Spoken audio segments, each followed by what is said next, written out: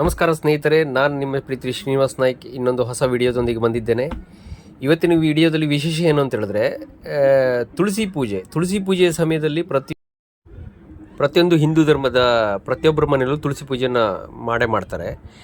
ಆದರೆ ಹೆಚ್ಚಿನದಾಗಿ ದೊಡ್ಡ ವಿಶೇಷ ಏನಂತ ಹೇಳಿದ್ರೆ, ಹೊನ್ನಾವರದ ನಮ್ಮ ರಾಯಲ್ ಕೇರಿಯಲ್ಲಿ ತುಂಬ ವರ್ಷಗಳಿಂದ ತಾತ ಮುತ್ತಾತರ ಕಾಲದಿಂದ ಒಂದು ನಡೆದುಕೊಂಡ ಪದ್ಧತಿಯನ್ನು ನಾವು ಇನ್ನೂ ತನಕ ಕಂಟಿನ್ಯೂ ಮಾಡಿಕೊಂಡು ಹೋಗ್ತಾ ಇದ್ದೇವೆ. ಏನು ವಿಶೇಷ ಅಂತ ಹೇಳಿದ್ರೆ, ಪ್ರತಿ ತುಳಸಿ ಪೂಜೆ ಸಮಯದಲ್ಲಿ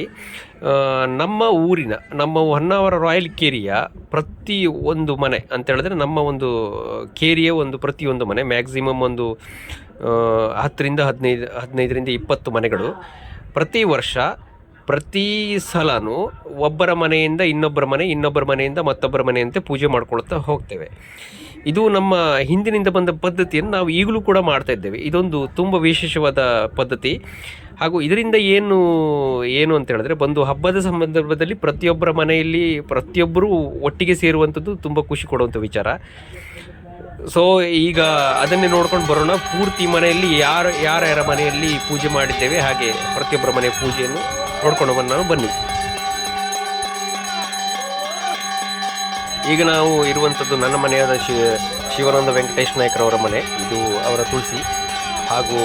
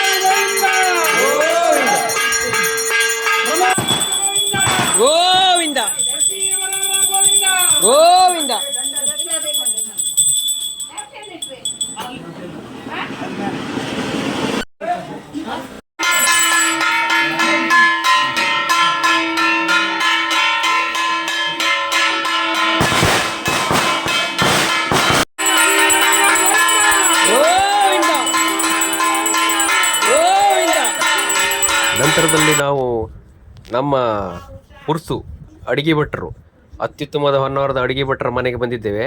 ಅಲ್ಲಿ ನೋಡಿ, ಇವನು ನಮ್ಮ ಚಿಕ್ಕಮ್ಮನ ಮಗ. ಪಟಾಕಿ ಹೊಡಿಯೋದಂದ್ರೆ ಎಷ್ಟು ಇಷ್ಟ ಅಂತ ಹೇಳಿದ್ರೆ ಪಟಾಕಿಗೋಸ್ಕರ ಅವನು ಏನು ಬೇಕಾದ್ರೂ ಮಾಡ್ಲಿಕ್ಕೆ ರೆಡಿ ಇದ್ದಾನೆ. ನೋಡಿ ಇವನೇ ನೋಡ್ಕೊಳ್ಳಿ.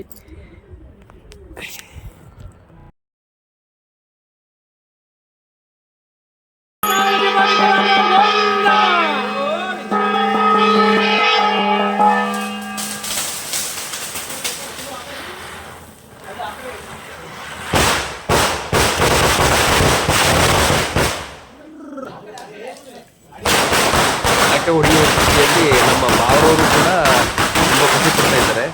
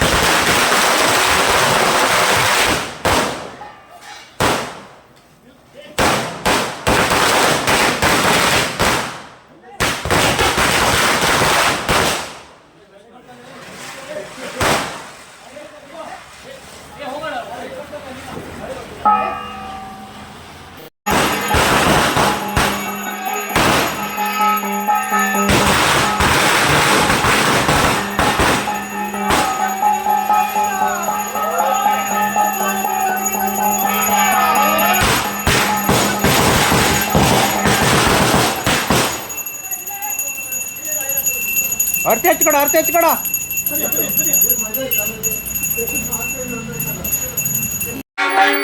ಗೋವಿಂದ ಗೋವಿಂದ.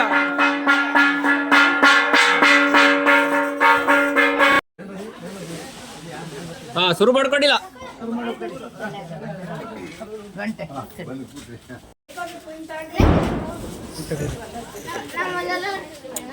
ಅದೆಂತದು ಯಾರು ಕೊಡೋದಿಲ್ಲ, ಮಣಿ ಕೊಡ, ಆತ್ಮಕ್ಕೆ ಕಾಂತಿ ಸಿಕ್ಕುದಿಲ್ಲ.